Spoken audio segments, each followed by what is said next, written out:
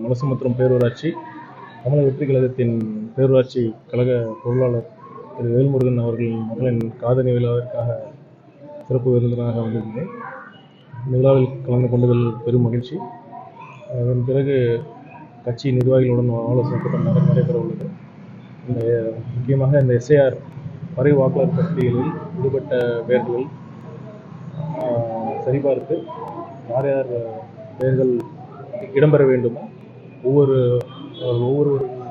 வீடு வீடாக சென்று அவர்கள் பெயரை இணைக்க அனைத்து முயற்சிகளையும் தமிழக வெற்றி கழகம் எடுக்கும்.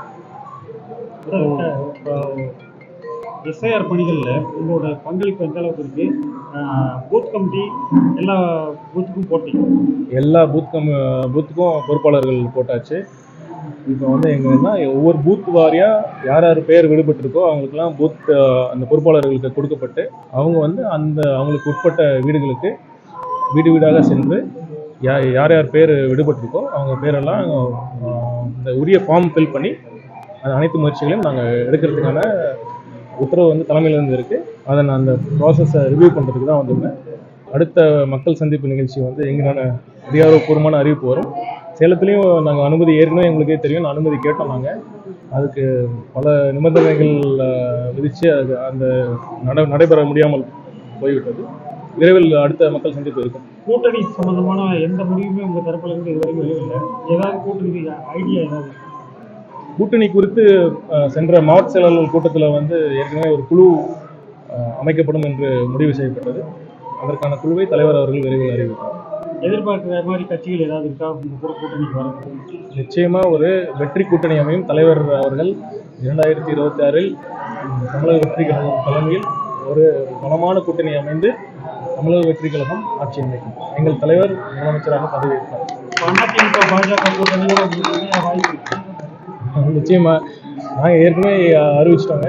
எங்கள் கொள்கை எதிரி யாரு, அரசியல் எதிரி யாருன்னு அறிவிச்சிட்டோம். அந்த நிலைப்பாட்டில் எந்த வித மாற்றமும் கிடையாது. அரசியல் எதிரியா திமுக சொல்லியிருக்கீங்க. இப்போ திமுக பொது எதிரி திமுக தான் இல்லைங்க. கூட்டணி குறித்து ஏற்கனவே நிறைய வாட்டி சொல்லிட்டாங்க. எங்கள் தமிழக வெற்றி கழகத்தின் தலைமை ஏற்று வரும் கட்சிகளை நாங்கள் அரவணைப்போம்.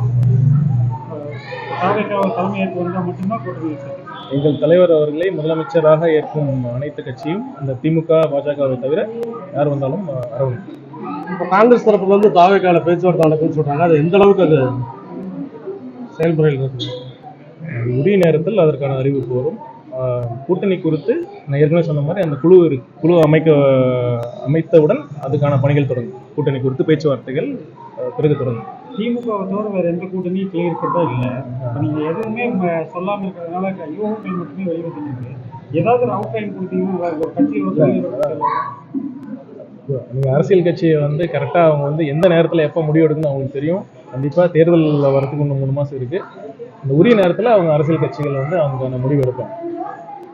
இப்போ நாம் தமிழர் சீமான் தொடர்ச்சியாக தாவேக்காவை பற்றி தாக்கி அடிக்கிறாங்க. அதை நிர்வாகிங்க எல்லாம் நிறைய உங்கள் தலைவர் மௌனமாகவே இருக்கிறாங்க. எந்த ஒரு ஐக்கியமே அந்த ஈரோடு கூட்டத்திலே தலைவர் சொல்லியிருக்காருல, நீங்கள் எதிர்க்கணுங்கிறதுக்காக நாங்கள் எதிர்க்க முடியாதுங்க. நாங்கள் யாரை எதிர்க்கணுங்கிறது எங்களுக்கு, அதனால் அதை பற்றி நான் கருத்து சொல்ல விரும்பலைங்க.